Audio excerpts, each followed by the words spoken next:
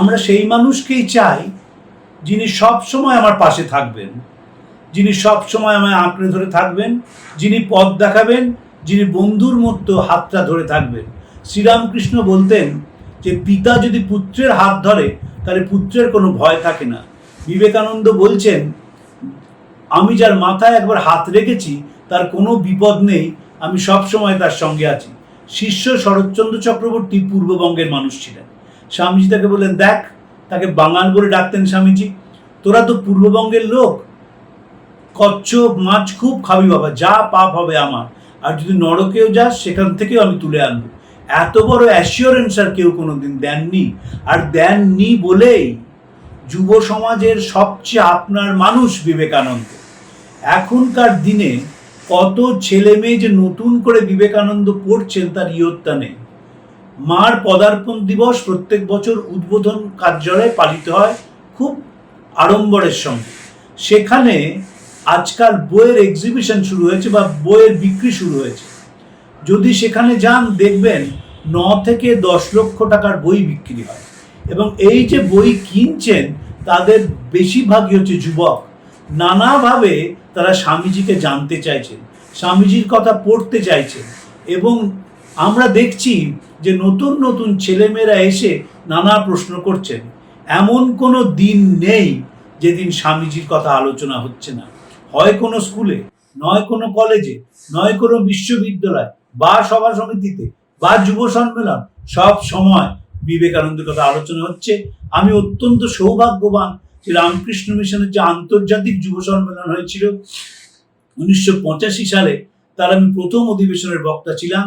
স্বামীজির জন্মের 150 আমি শেষ অধিবেশনে বলেছিলাম, এবং একটা বিরাট ঢেউ যে বিবেকানন্দের আসছে এ বিষয়ে কোনো সন্দেহ নেই।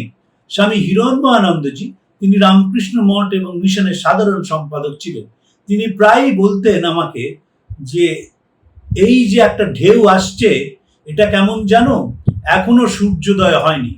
সূর্যোদয়ের আগে যেমন লাল আভা পৃথিবীর চারদিকে ছড়িয়ে পড়ে, এখনো ঠিক তাই। তারপর একদিন বিবেকানন্দের ঢেউ আসবে, আসতেই হবে।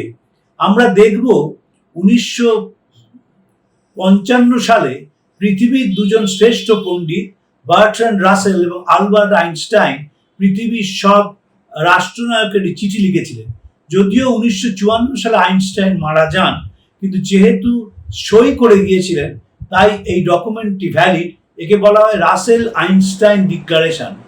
তারা বলেছিলেন যে আমাদের ভেতরে যে হিংসা রয়েছে, যে অসূয়া রয়েছে, সেটিকে যদি আমরা নিয়ন্ত্রণে না আনতে পারি তবে সভ্যতা বাঁচবে না। আমাদের ভেতরে একজন শিল্পী আছেন, সেই শিল্পীকে ছেড়ে দাও যাতে সর্বত্র শান্তির বাণী প্রচার করতে পারে। There is an artist in every one of us, let him loose to spread joy everywhere. আনন্দের বাণী সে প্রচার করবে পৃথিবীতে, সেই শিল্পীকে তোমরা ছেড়ে দাও। 1893 সালে 27শে সেপ্টেম্বর শিকাগোর শেষ বক্তৃতায় স্বামীজি বলেছিলেন, আগামী দিনে সব ধর্মের ওপর নানা বাধা সত্ত্বেও লেখা হবে বিবাদ নয় সহায়তা, বিনাশ নয় পরস্পরের ভাবগ্রহণ, মতবিরোধ নয় ঐকতান শান্তি। এটি পৃথিবীর আগামী দিনের দলিল। Help and not fight, assimilation and not destruction, harmony and peace and not dissension. এবং স্বামীজি বিশ্বাস করেছেন এই যে পৃথিবী আগামী দিনে ভারতবর্ষ হবে নেতা। কেন নেতা? কারণ ভারতবর্ষ জেগে উঠবে জড়ের শক্তিতে নয়, চৈতন্যের শক্তিতে। বিনাশের ধ্বংস পতাকা নিয়ে নয়, প্রেমের পতাকা নিয়ে। বলেছিলেন পাশ্চাত্য থেকে আসবে কারিগরি প্রযুক্তি এবং আমরা বিনিময় দেব আধ্যাত্মিকতা। আধ্যাত্মিকতায় চিরকাল ভারতবর্ষই পৃথিবীর গুরু হয়ে থাকবে। আধ্যাত্মিকতা মানে নিরামিষ খাওয়া নয়, আধ্যাত্মিকতা মানে মন্দিরে যাওয়া নয়, উপাসনালয়ে যাওয়া নয়, জপ ধ্যান করা নয়। আধ্যাত্মিকতা মানে একটা গভীর জীবন বোধ যা আমাদের শেখায় আমি এবং আমার পাশের মানুষটির স্বরূপত এক। বিবেকানন্দ সেইটি আমাদের প্রচার করেছিলেন। বলেছিলেন আমি আবার ফিরে আসতে চাই যাতে আমি তাদের সেবা করতে পারি, আমার পাপী নারায়ণ, আমার তাপী নারায়ণ, আমার গুন্ডা বদমাইশ লুচ্চা নারায়ণ। পৃথিবীতে আজ অব্দি কোনো মানুষ গুন্ডাদের জন্য ফিরে আসবো, পাপীদের জন্য ফিরে আসবো বলেননি। ধর্ম ছিল ভালো মানুষদের জন্য। ঈশ্বরচন্দ্র গোপাল এবং রাখালের কথা বলেছেন। এই গোপালরাই সমাজে সমাদৃত হয়েছে চিরকাল, কিন্তু বিবেকানন্দ রাখালদের পক্ষে। তাই বলছেন তাদের জন্য আবার ফিরে আসব। আমি সেই দেবতার পূজারী যাকে অজ্ঞেরা ভুল করে মানুষ বলে ডাকে। I am the servant of that God whom the ignorant by mistake calls man. প্রত্যেকটি কথা আমাদের প্রাণিত করে, প্রত্যেকটি কথা আমাদের নিজেদের সম্বন্ধে ধারণা পাল্টে দেয়। যে মানুষ নিজেকে জঞ্জাল ভাবে, যে মানুষ ভাবে আমাকে দিয়ে কোনো কাজ হবে না, যে মানুষ মনে করে আমি সমাজের কাছে একটা বোঝা, বিবেকানন্দ স্পর্শে সেই মানুষটা পাল্টে যায়। স্বামীজির ভাষায়, বেলুড় মঠ থেকে কেদারনাথ যাওয়াটা কঠিন কাজ নয়, আসল কাজ হচ্ছে এটি পশু মানবকে দেব মানবে রূপান্তরিত করা। এবং বিবেকানন্দ শুধু বলেই ক্ষান্ত ছিলেন না, রূপান্তরের পথটা দেখিয়েছিলেন, যে কোন পদ্ধতিতে গেলে মানুষের পরিবর্তন হয়, কোন পদ্ধতিতে গেলে যে স্বার্থপর মানুষ সে ঘোর নিষ্কাম হয়ে যায়, কোন পদ্ধতিতে গেলে মানুষ এমন মানুষ হয় যে সারা পৃথিবীর সে একটি অ্যাসেট। অশ্বিনী কুমার দত্ত, বিখ্যাত শিক্ষাবিদ, স্বামী শারদানন্দকে বরিশালে বহু মানুষের সামনে উপস্থিত করে বলেছিলেন, এরা শ্রীরামকৃষ্ণের সন্তান, এরা যেখান দিয়ে যান অন্ধকার থাকে না, আলো হয়ে ওঠে।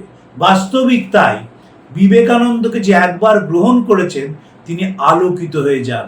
কেন আলোকিত হয়ে যান আমরা সেটা নিয়েই আলোচনা করব আগামী দিনগুলোতে।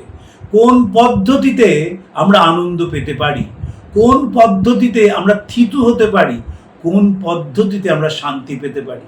আপনি এআই বলুন, আপনি যাই বলুন না কেন, মানুষ শান্তি খুঁজছে। একটা ছোট্ট বাচ্চা থেকে শুরু করে একজন গেরুয়া বসন সন্ন্যাসী, সকলেই কিন্তু শান্তিটাকে খুঁজছে।